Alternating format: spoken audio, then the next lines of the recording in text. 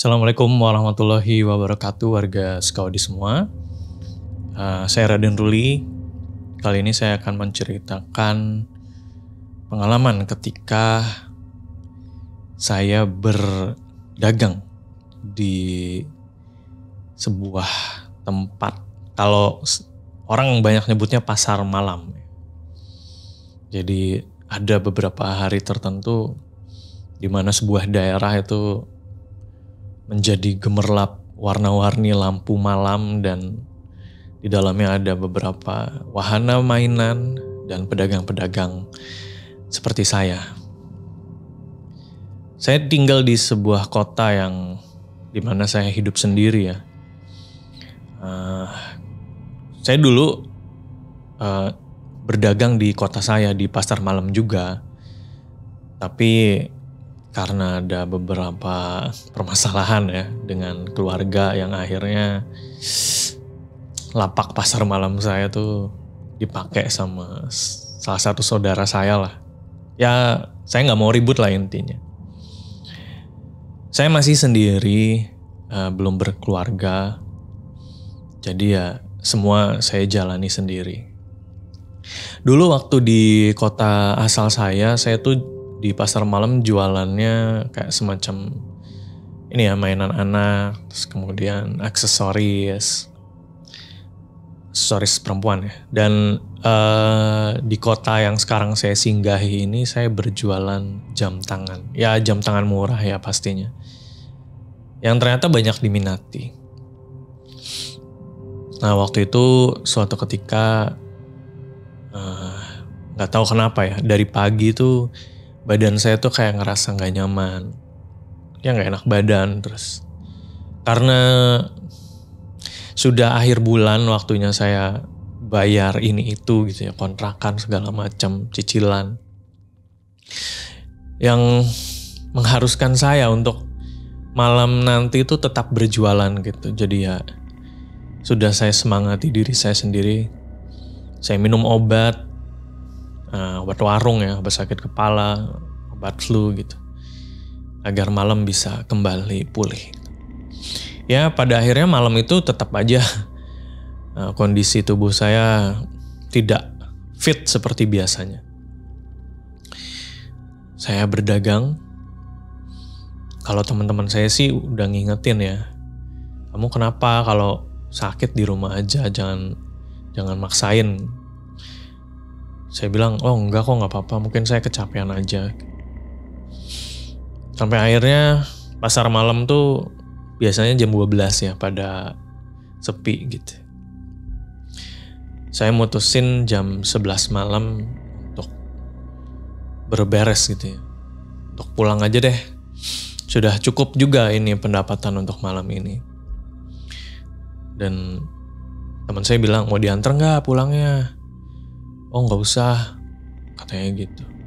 Kata saya gitu. Terus udah saya beres barang, saya masukin ke kardus, kemudian saya pulang. Saya pulang pakai motor. Ada satu jalan yang biasanya kalau saya sedang fit, itu saya nggak lewat situ ya. Nah ini saya mutusin lewat situ karena apa? Karena jalan itu lebih singkat. Tapi banyak yang bilang kalau jalan itu berbahaya. Sebenarnya sih kalau berbahaya dari ruas jalan atau misalkan di pinggir jurang gitu, enggak ya. Jalannya sih biasa normal, cuma melalui seperti hutan yang banyak sekali pepohonan gitu ya. Memang bisa dilewati mobil juga, tapi ya jarang aja yang lewat situ karena itu tadi ya, angker katanya. Dan juga sering terjadi kejahatan juga di situ. Cuma saya bismillah aja ya. Toh itu nggak setiap waktu terjadi gitu. Itu hal yang jarang sebenarnya. Teman saya juga udah ngingetin sih, pulangnya hati-hati kalau bisa jangan lewat jalur A gitu. Tapi ya saya ingin cepat sampai rumah lebih cepat. Akhirnya saya memutuskan untuk lewat jalan itu. Beberapa meter memasuki, tidak ada apa-apa, dan memang pencahayaannya agak remang gitu ya di jalan itu ya. Sampai suatu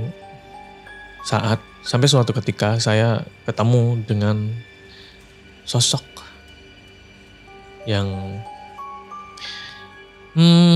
agak aneh dijumpai ya ketika malam hari.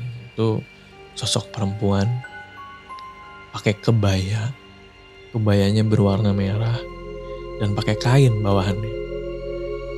Itu saya bisa lihat karena tersorot lampu motor saya gitu, dan rambutnya disanggul tapi banyak rambut yang keluar gitu,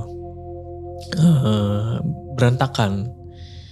Terus di tangannya tuh kayak dia lagi megang apa itu ya, mungkin seperti kalung gitu ya. Dia pegang aja gitu, kayak kalungnya menjuntai di jari-jarinya. Nah, belum sampai saya mendekati si perempuan itu mengulurkan tangannya. Jadi seperti kayak memberhentikan saya gitu. Saya yang tidak berpikir yang macam-macam, hanya berpikir itu aneh ya, malam-malam perempuan mau kemana nih gitu. Terus dia memberhentikan motor saya dengan melambai gitu ya. Melambaikan tangan, saya berhenti. "Gimana Mbak? Mau ikut?" kata saya. Terus dia ngangguk. Nah, sebelum naik, dia tuh ngasih kalung dia, entah itu emas atau perak ya, jelas berkilau gitu ya. Terus dia ngasih ke saya. "Ini apa?" kata saya. "Simpan aja dulu," katanya gitu. Terus ya udah saya taruh di dashboard motor ya, di depan bagian tempat nyimpen sarung tangan segala macam. Saya taruh, perempuan itu naik dengan posisi yang duduk yang miring gitu ya. Ya udah, saya jalan. Nah, tiba di sebuah tempat, dia nunjuk ke arah kanan, yang artinya belok kanan gitu kan. Udah saya ikutin perempuan itu belok kanan, melewati 2 pohon besar. Saya ingat tuh ya, 2 pohon besar. Ada tiang listrik juga di sebelah kanan. Itu jalannya kayak semakin apa ya, rimbun, semakin kayak banyak semakin kayak kebun gitulah, kebun yang nggak keurus. Terus dia bilang berhenti di situ setelah melewati 2 pohon dan 1 tiang listrik itu. Loh, saya tanya lagi kan, "Mau kemana mbaknya?" Terus dia nunjuk ada 1 rumah, bisa dibilang gubuk lah ya, seperti rumah-rumah pedesaan kayak pakai anyaman bambu gitu. Kalau kelihatan dari sorot motor lampu saya ya, itu kayak pakai patromak lampunya juga ya, belum pakai listrik gitu. Aneh zaman sekarang sih pakai kayak gitu. Tapi ya sudah. Memang ada jalan setapak yang tidak bisa dilalui oleh motor. Akhirnya perempuan itu turun di situ dan dia berjalan kaki. Saya perhatikan dari motor, ya memang gak ada yang aneh. Terus kemudian saya balik pulang. Ini yang anehnya. Itu kan jam 11 saya pulang ya. Biasanya perjalanan itu 20-30 menit. Ini saya sampai itu kurang lebih jam 1 lebih gitu. Hampir jam 2 bahkan. Dan perasaan tadi ya nganter perempuan itu pun satu arah gitu ya, cuma belok kanan sedikit gitu. Tapi kok perjalanannya jadi kayak yang berjam-jam seperti ini. Ya saya gak ambil pusing lah ya. Mungkin saya aja yang lagi kacau gitu. Nah terus akhirnya tanpa membersihkan diri, tanpa cuci muka atau mandi dulu gitu, saya udah capek banget. Akhirnya saya geletakin diri ke kasur tipis di tempat tinggal saya dan saya tertidur malam itu. Paginya ada yang ngetok pintu. Saya terbangun tuh. 6:30. Duk. Wah, saya buka. Ternyata teman saya. Teman yang jualan juga di pasar malam yang udah ngingetin saya. Mungkin karena tahu saya tidak enak badan dan rumahnya juga gak begitu jauh. Dia bawain sarapan untuk saya. Wah, baik banget ya. Mungkin dia tahu karena saya gak punya sanak saudara di kota itu.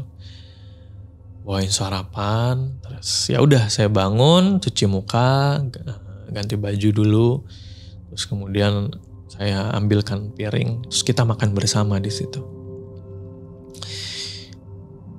Nah, di situ saya ngobrol sama teman saya, apa yang saya alami tadi malam. Semuanya saya ceritain, gak ada yang kelewat gitu ya.